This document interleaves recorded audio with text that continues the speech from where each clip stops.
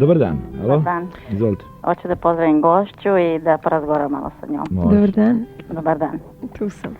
Izvinite, interesuje me pravo vaše ime. Ja se zovem Šarić Dragana.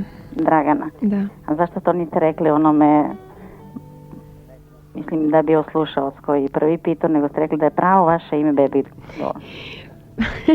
Pa zato što ja nekad kažem ovako, nekad kažem tako. Vi ste me Aha, sad znači- direktno pitali, ja sam morala da vam odgovorim. Aha.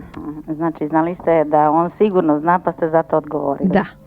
Dobro, nije to. Da mi je to neko pričao, ne bi verovala. Molim? Ništa, samo vi nastavite. Imate A još nemoj Marko da se mešaš, Nećem. poslije ću nešto da ti reknem. Dobro. Ovako, mnogo te pozdravljam, sve mi se sviđa, želim ti veliki uspeh. Hvala. A jedno što mi se ne sviđa, to je nemoj mnogo da se maziš na tom mjestu. Molim?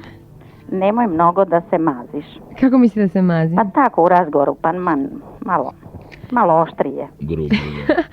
Pa ja nisam pretjerano gruba osoba, znate. Da, ja ovako. volim, ja to sve sam na tom mjestu baš. Pa ne mogu, ja znate šta, ja nisam glumica, ja ne umem to da delim. Mislim, ja sam najnormalniji, jedino kako umem. Ne mazim se ništa, sedim ovdje. Drago mi je što sam te dobila, drago mi je što sam porazgovarala, Hvala vam gledala puno. sam sve ono što je bilo za pesmu, a sve je bilo lepo.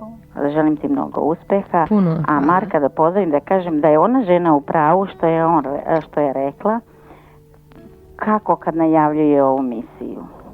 Da? Ne, skoro da kaže lažete. To ste vi rekli. Svaka ti Ne, čast.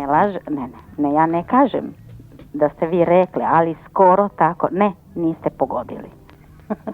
Pa normalno da je Da, to ali živa ima neki istina drugi, kad ima čovjek neki drugi. Mi to svi čekamo, mi to svi slušamo, dobro ko sluša, ne baš svi, ali eto Da, ko da. sluša, ko ostane u kući, ko želi da čuje i tako. To tako malo deluje.